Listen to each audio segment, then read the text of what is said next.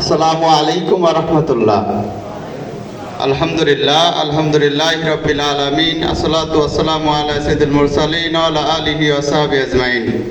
আল্লাহ রাব্বুল আলামিনের দরবারে লাখ কোটি শুকরিয়া যে মহান রব্বুল আলামিন আজকে আমাদেরকে এই উলামে সম্মেলনে আসার তৌফিক দিলেন, এই জন্য শুকরিয়া আদায় করি আলহামদুলিল্লাহ। মানবতার মুক্তির দূত খতমুন নবীন সাইয়্যিদুল মুরসালিন রাসূলের প্রতি দরুদ পাঠ করি সাল্লাল্লাহু আলাইহি সাল্লাম। স্মরণ করছি সেই সব শহীদদের যারা আল্লাহর জমিনে আল্লাহর দ্বীনকে বাস্তবায়ন করার জন্য তাদের সর্বোচ্চ সম্পদ জীবন আল্লাহর রাহে বিলিয়ে দিয়ে গেলেন। আল্লাহ রাব্বুল আলামিন যেন তাদেরকে শহীদ হিসেবে কবুল করে জান্নাতের সর্বোচ্চ মাকাম দান করেন। শ্রদ্ধা করে স্মরণ করছি সেই সব শহীদদের যারা দ্বিতীয় বিজয় ছিনিয়ে আনার জন্য স্বৈরাচারের গুলির সামনে বুক পেতে দিয়ে বাংলাদেশকে দ্বিতীয়বার স্বাধীন করে গেলেন।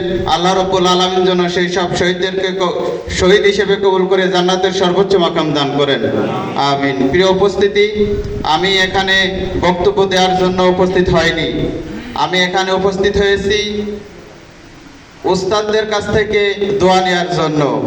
আমি এখানে উপস্থিত হয়েছি এখানে দ্বীনের খাদেমদের কাছ থেকে, যারা দ্বীনের দায়ী হিসেবে কাজ করছে তাদের কাছ থেকে একটু দোয়া নেওয়ার জন্য আমি এসেছি। প্রিয় উপস্থিতি, আপনারা জানেন বাংলাদেশ ইসলামী ছাত্র শিবির ছাত্রদের মাঝে কাজ করে। পথহারা নেশায় আসক্ত ছাত্ররা যখন ডিপ্রেশনে ভোগে, যখন আর কোনো পথ খুঁজে পায় না, ঠিক তখনই বাংলাদেশ ইসলামী ছাত্র শিবির সেই সব ছাত্রদেরকে কোরআনের দাওয়াতে কোরআনের ছায়াতলে নিয়ে আসে। প্রিয় উপস্থিতি, শিবির প্রতিষ্ঠা থেকে শুরু করে এই পর্যন্ত শত শত হাজার হাজার এই ছাত্রদেরকে কোরআনের দাওয়াত দিয়ে আলোর পথ দেখিয়েছে, জান্নাতি মানুষ হিসেবে ছাত্রদেরকে গড়ে তোলার কাজ করে। প্রিয় উপস্থিতি, এজন্য এখানে মাদ্রাসা, স্কুল, কলেজ, কওমি, হাফেজিয়া সকল শিক্ষা প্রতিষ্ঠানের ছাত্ররা এখানে কাজ করে।